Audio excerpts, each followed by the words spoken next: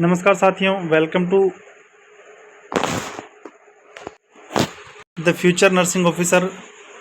हमारे YouTube channel में आप सभी लोगों का स्वागत है।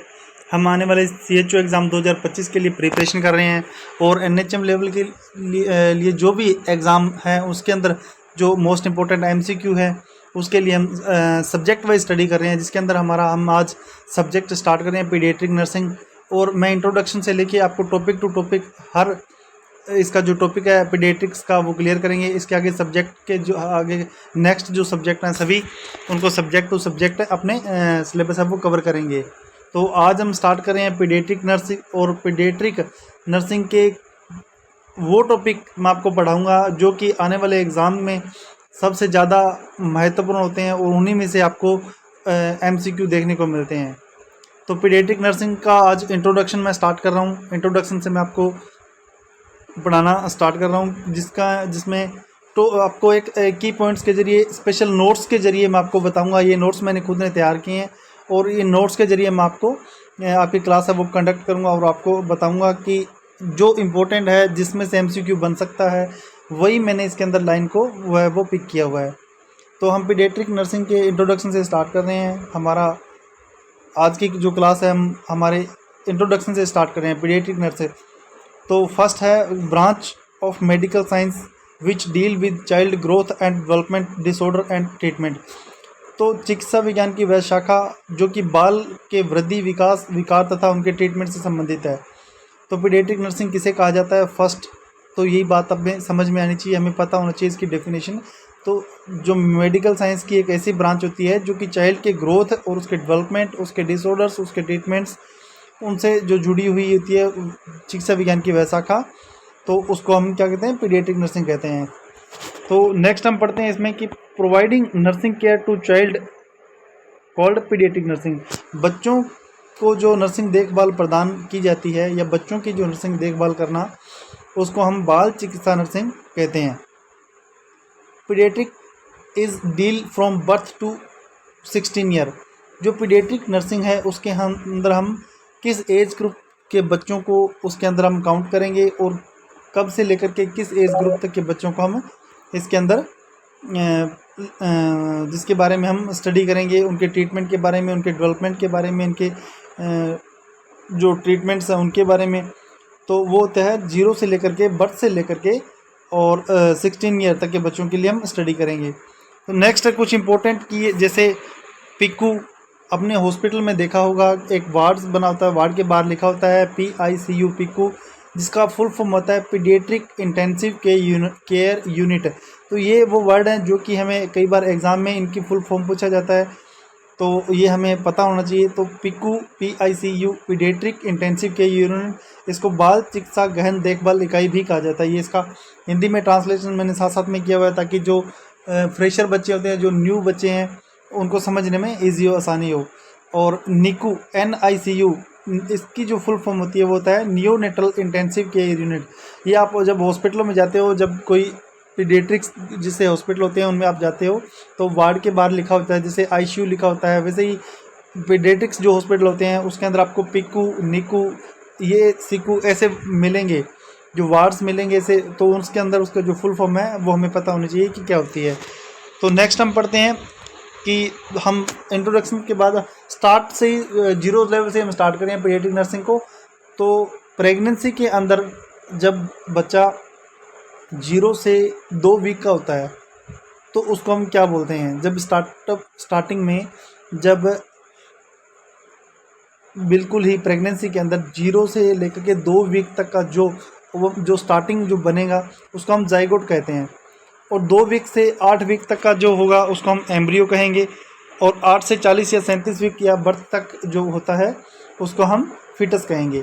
तो ये जो 3 नाम हमें पड़े हैं, जाइगोट, एम्ब्रियो और फिटस, ये होते हैं मदर के वुम्ब के अंदर। बच्चा जब माँ के गर्भ के अंदर होता है उससे बाहर आने से पहले बच्चे को एक 3 टाइम की स्टेज के अंदर बांट दिया गया है। एक तो 0 से लेकर के 0 दिन से लेकर के 2 वीक तक, 14 दिन तक का जो बच्चा होता है उसको क्या कहेंगे। और 2 यानी कि 15वें दिन से लेकर के 8 वीक तक का जो बच्चा होता है उसको क्या कहेंगे। और जो 8 वीक के बाद जब बर्थ तक होता है, या 37 वीक या 40 वीक तक जो बच्चा होता है उसको हम क्या कहेंगे। तो ये चीज़ें आपको याद रखनी है। ये वर्ड डायरेक्ट पूछा जाता है कि जाइगोट होता है वो कितने टाइम का होता है, तो उसमें ऑप्शन दिए जाते हैं भी 0 से 4 मंथ का, 4 वीक का होता है, 4 मंथ का होता है, 0 से 2 वीक का होता है या 2 मंथ का होता है। तो इनमें कन्फ्यूज़ नहीं होना है।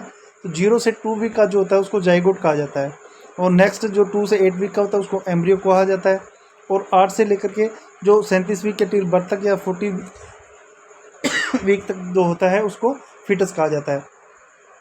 नेक्स्ट हम पढ़ते हैं कि आफ्टर बर्थ, ये तो था बर्थ से पहले पहले जो माँ के गर्भ के अंदर है, माता के वुम्ब के अंदर है तब तक का। तो नेक्स्ट हम पढ़ते हैं कि बर्थ के बाद, आफ्टर बर्थ हम पढ़ते हैं नियोनेट। नियोनेट वर्ड यूज़ किया जाता है, नियोनेट वर्ड किया जाता है बर्थ टू 28 डेज, 28 डेज, जन्म से लेकर के 28 दिन तक का, मतलब 1 महीने तक का जो बच्चा होता है उसको हम किस वर्ड से अनाउंस करते हैं, उसको हम बोलते हैं नियोनेट। नियोनेट और न्यूबॉर्न, न्यूबॉर्न भी उसको कहा जाता है। तो नवजात शिशु जन्म से 28 दिन तक का जो अवधि होती है, जो टाइम पीरियड का जो बच्चा होता है उसको हम नियोनेट वर्ड से कहते हैं। और नियोनेट के अंदर भी 2 वर्ड यूज़ किए जाते हैं। कई बार ये भी पूछा जाता है कि अर्ली नियोनेट होता है और एक होता है लेट नियोनेट। तो अर्ली नियोनेट बोलेंगे हम फर्स्ट 7 डेज जो होता है बर्थ से लेकर के फर्स्ट जो पहले 7 दिन होते हैं उसको अर्ली नियोनेट कहते हैं। और लेट नियोनेट हम बोलते हैं कि बर्थ से लेकर के और 8वें दिन से लेकर के और 28वें दिन तक जो उसको लेट नियोनेट कहा जाता है। और जो स्टार्टिंग बर्थ टू 28 डेज है वो एक फर्स्ट जो मंथ होता है उसको हम नियोनेट कॉल करते हैं। लेकिन नियोनेट के अंदर 2 चीज़ होती है, अर्ली और लेट नियोनेट।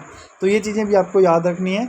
तो जो स्टार्टिंग अपना है कि प्रेगनेंसी के बाद जो 0 से लेकर के 28 ऑफ नियोनेट डेथ इज़, जो नवजात शिशु होते हैं उनकी जो मृत्यु है या उनका जो डेथ है, तो उसका जो मुख्य कारण होता है कब नवजात शिशु जब नियोनेट होता है 0 से 28 दिन का जब बच्चा होता है, तो उसके अंदर जो डेथ का जो प्रमुख कारण है उसको प्रीमेच्योरिटी, उसका जो प्रमुख कारण वो क्या होता है, वो होता है प्रीमेच्योरिटी। नवजात शिशु की जो मृत्यु का जो मुख्य कारण है तो उसको बोलते हैं प्रीमेच्योरिटी, या समय से पहले जन्म लेना, या बच्चा पूरी तरह परिपक्व नहीं है। तो प्रीमेच्योरिटी एक ऐसा है, वो नियोनेटल डेथ का जो मेन कोज होता है। नेक्स्ट हम पढ़ते हैं कि main cause of infant death is infection, यानी कि निमोनिया, शिशु मृत्यु। इन्फेंट बोलता है, हम इन्फेंट वर्ड यूज़ करेंगे हम 1 साल तक के 1 ईयर तक का जो बच्चा जो बेबी होगा उसको हम इन्फेंट कहते हैं। और इन्फेंट की जो डेथ का जो मोस्ट कॉमन कारण होता है, शिशु मृत्यु का जो मुख्य कारण होता है इन्फेंट का, तो वो होता है निमोनिया। नेक्स्ट है main cause of under 5 children death is diarrhoea. और जो 5 साल तक के बच्चे हो, इसको मैं 1 महीने तक का बच्चा, 1 साल तक का बच्चा और 5 साल तक के, और तीनों का जो डेथ का कारण है वो मोस्ट कॉमन में अलग अलग है। तो जो 5 साल की आयु से जो कम बच्चे होते हैं उनका जो मुख्य कारण होता है, जो डेथ का जो कारण है वो होता है डायरिया, यानी कि दस्त रोग।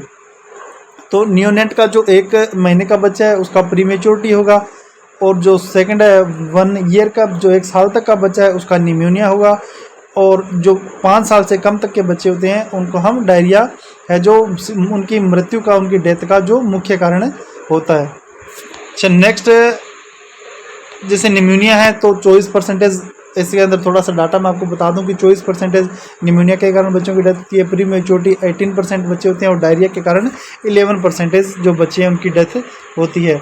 और अदर्स के अंदर आप देखते हैं तो मीजल्स है, एस्पेक्सिया है, और लो बर्थ वेट जो होता है उसके कारण भी बच्चों की डेथ होती है।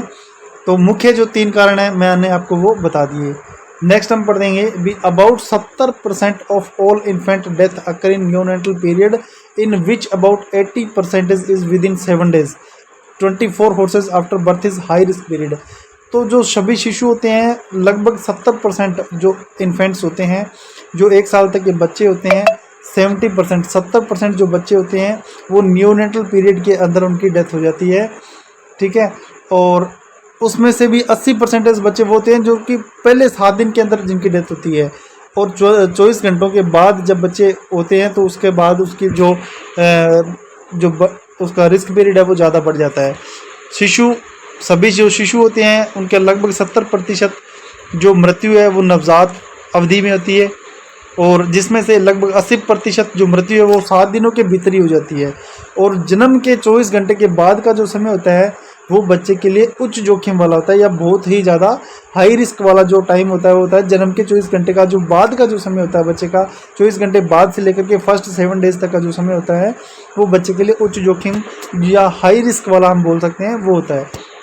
अच्छा, नेक्स्ट हम पढ़ते हैं कि जो पोस्ट नेटल मोर्टेलिटी रेट जो होती है, post neonatal mortality rate is number of death of children between 28 days to 1 साल।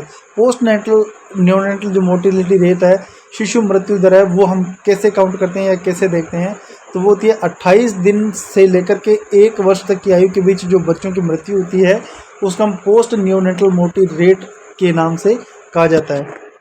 अच्छा, इन्फेंट मोर्टेलिटी रेट हम IMR के लिए हम फॉर्मूला यूज़ करते हैं, MMR के लिए हम यूज़ करते हैं, और ये चीज़ें हमें आगे काम आती है और कहाँ काम आती है वो मैं आपको आगे बताऊंगा। इन्फेंट मोर्टेलिटी रेट होती है, और इन्फेंट मोर्टेलिटी रेट का जो मुख्य मेन कोज मैंने आपको बताया कि निमोनिया होता है, और जो न्यूनेट का वो मैंने आपको बताया कि प्रीमेच्योरिटी होता है, और 5 साल अंडर 5 के अंदर है तो उसका डायरिया होता है। तो जो इन्फेंट मोर्टेलिटी रेट है उसका जो मेन कोज है IMR का वो होता है निमोनिया या इन्फेक्शन। तो इसका जो हम IMR चेक करते हैं वो कैसे होता है, वो उसके जो आंकड़े वो कैसे निकाले जाते हैं, तो number of death children age less than, जो 1 साल तक के जो बच्चे हैं, 1 साल तक के जो बच्चे हैं उनकी डेथ, और number of live birth in same year, और उस साल के अंदर जो टोटल जीवित बच्चे हैं उनकी ईयर और इंटू 1000, ये IMR है उससे अपने काउंट की जाती है। जो 2011 के अनुसार अपने जो रिकॉर्ड था, जो आंकड़ा था, उसके अंदर 44 1000 के ऊपर 44 बच्चे लाइव बर्थ, ये इसकी जो IMR चल रही थी। और जो करंट 2016 के अंदर IMR है वो 42 पे अभी आई है, और हमारा जो टारगेट है कि उसको IMR को 25 तक लेके आना था 2015 तक, लेकिन अभी वो नहीं आया है। तो आगे जो करंट आंकड़े मैं आपको आगे अगली वाली क्लास में बता दूंगा। जब वर्तमान में 2016 के अंदर जो शिशु मृत्यु दर वो 42 की चल रही है, लेकिन जो जीवित जन्म, अच्छा, अब हमारा 2015 में शिशु मृत्यु दर को घटा करके हमारा ये 25 तक जीवित रखने का लिए लक्ष्य था। नेक्स्ट हम पढ़ते हैं कि IMR infant mortality rate is universally regarded as best indicator of health status of community. It also indicator of pupil level of living and MCH services. तो IMR जो इन्फेंट मोर्टेलिटी रेट है को समुदाय की स्वास्थ्य नीति का, अगर हम किसी कम्युनिटी के अंदर, किसी समुदाय के अंदर कुछ हेल्थ का जो इंडिकेटर जो माना जाता है वो IMR को माना जाता है। अगर वहाँ का IMR रेट बढ़िया है तो वो क्या होगा, वो समुदाय है वो बेटर होगा, वहाँ पे डिजीज़ कम है, ग्रोथ बढ़िया है, वहाँ का न्यूट्रिशन लेवल वो अच्छा है। तो वो सब चीज़ें जो IMR पे डिपेंड करती है कि किसी कम्युनिटी का, किसी समुदाय का, यूनिवर्सली इसको हम रिग्रेड करते हैं कि जो बेस्ट इंडिकेटर होता है हेल्थ का, ये पूछा जाता है भी हेल्थ का जो बेस्ट इंडिकेटर है कम्युनिटी के अंदर वो क्या होता है, वो IMR होता है, MMR होता है। तो ये होता है IMR इन्फेंट मोर्टेलिटी रेट जो होती है वो उसको बेस्ट इंडिकेटर माना जाता है हेल्थ का, हेल्थ स्टेटस का। तो और ये क्या होता है, IMR को समुदाय की स्वास्थ्य स्थिति का सर्वोत्तम संकेत माना जाता है, और यह लोगों के जीवन स्तर और मैटरनल चाइल्ड हेल्थ सर्विसेज सेवा का भी संकेतक है, और ये MCH का भी संकेतक है। इसको best indicator of health status in of community का माना जाता है। और आंकड़ों के अनुसार जो हाईएस्ट IMR जो इन्फेंट मोर्टेलिटी रेट है वो 59 इन MP की थी, और लोवेस्ट जो सबसे MP मतलब MP मध्य प्रदेश, और लोवेस्ट जो सबसे है IMR वो है केरला की 1 to 12। तो जो लोवेस्ट थी वो केरला की थी, और जो हाईएस्ट है वो MP की थी 59। तो ये कई बार पूछा जाता है IMR है वो लोएस्ट किसकी थी, हाईएस्ट किसकी थी, और किस स्टेट का नाम दिया जाता है भी ABC ऑप्शन दे करके उसमें स्टेट भी पूछा जाता है। तो ये चीज़ें ये वर्क इसी इम्पोर्टेंट क्लास में आपको बता रहा हूँ, ऐसे इम्पोर्टेंट नोट्स में आपको बता रहा हूँ जिनके अंदर से आपको आने वाले एग्ज़ाम के अंदर कंपलसरी है भी आपको क्वेश्चन मिलेंगे ही मिलेंगे। और ये वही इम्पोर्टेंट MCQ है, वही इम्पोर्टेंट टॉपिक्स हैं, वही इम्पोर्टेंट की पॉइंट्स हैं जिनके अंदर से आपको MCQ वो आपको हर बार पिछले एग्ज़ामों में आप कोई भी पुराना एग्ज़ाम NHM लेवल का उठा के देख लेना, उसमें आपको मिल जाएंगे। तो ये थी हमारी आज की class. Thank you for watching. Please channel को लाइक करें, शेयर करें एंड सब्सक्राइब करें। Thank you so much.